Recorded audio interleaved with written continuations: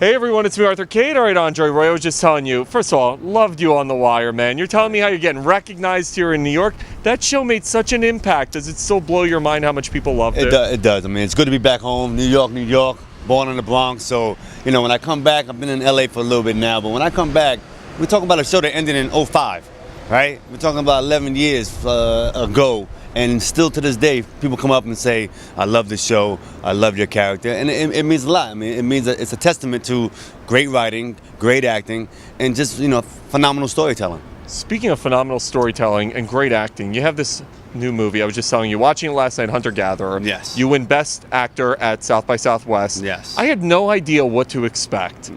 It is so unique and so different and so fun, but in a dark way. I love this guy. He's like, we're never ending this interview. Yeah, there you go. Tell me about how this movie happened.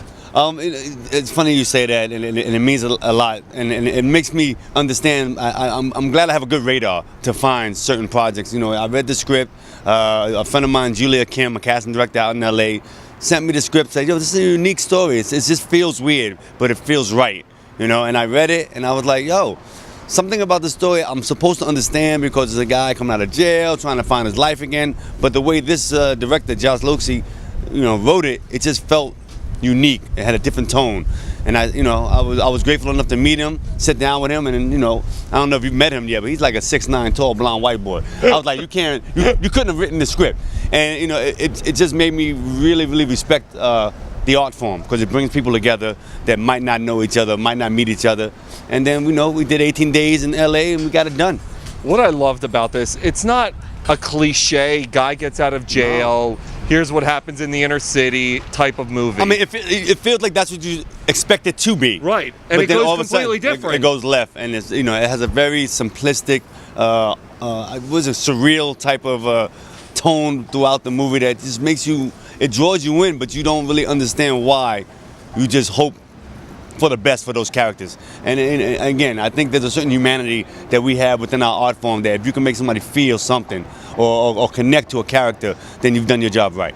You also have another great project. We were just talking about, you're on Empire, which is obviously still one of the biggest shows on TV. Yes. Talk to me about being part of a show like that, a behemoth like that. Well, you know, coming from The Wire, which wasn't a behemoth until later on. Like, you know, I always tell a story about 2009 when I went to get some donuts, and I saw in the paper, The Wire is one of the greatest shows ever. And I'm like, when did that happen? It didn't happen when we were on air from 2000 to 2005. You're like, but that's okay. They didn't appreciate us fast enough. Know us then. You're like, Jay-Z, you're going to love me when I'm gone. But Empire is a different type of beast. And, you know, coming into that show, the second season, when it was recorded at 26 million people, the first season, it was just a different energy. It was almost a little bit intimidating because I was going into somebody else's playground and trying to join the gang. And it's amazing because the way I see both, they're both great shows on opposite sides of the spectrum, where The Wire was about bringing awareness and bringing a certain social connection to what's going on in the cities. Empire is about being braggadocious on how we've impacted American culture, how we've, you know, set the bar real high that you love the way we talk, you love our music, you love everything about us, and we're not ashamed to show you how fly we are. I mean, that's the Empire. When you get to work on a big production like Empire versus a small, tiny indie like Hunter-Gatherer, how's it different for you? Well, for me as the actor, it's not that different because, you know, for me, it's, you know, no matter how big the scope of the project is, it's still me and you. Like right now, it's just me and you. I got to connect with you, and he got to capture it. He got to do his job. But it's very, like, it's personal. The only thing that you feel different is when you go cash that check. That's the difference. You were just telling me before we got started about the impact that The Wire's had, how Bubbles changed people's lives. Yeah. Talk to me about some of the one or two reactions that you've had that have just blown your mind, where you're like, I can't believe my show and my character changed somebody's life like this. You know, well, first and foremost, I'll say, you know, for everybody involved in The Wire, you know, we keep in touch with social media.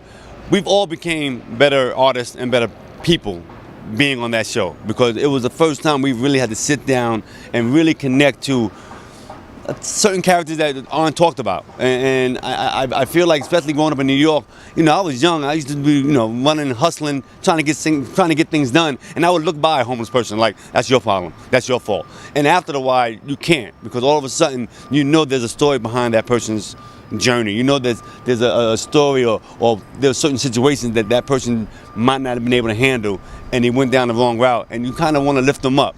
And you know, people come to me, and I still get chills. You know, people come to me and they just want to say, yo, thank you. You know, you impacted me. You made me recognize that I should be more aware of our fellow human beings. And you know, that's probably the greatest compliment in any art form, is when you elevate somebody's thought of how we should see and treat each other. All right, so tell me about Ashley and Hunter Gatherer. When people are going to meet Ashley, what are they getting? When they meet Ashley, I mean, there's a certain desire we have to want to share our life with somebody, whether it be your best friend, a girlfriend, or even your family. You know, and I know that we seek out companionship. And Ashley Douglas, he seeks it out with a He's obsessed. He's obsessed with it. Yes, you know, he is a guy who gets out of jail and is trying to reboot his life reboot his life back to where it was before he went away. And you never realize your perception of how people see you. And Ashley thought everybody loved him. And he comes to find out that it wasn't that way, and he has to deal with the reality that, you know, he might not have been the guy he thought he was, but he's hoping to find out who he is now.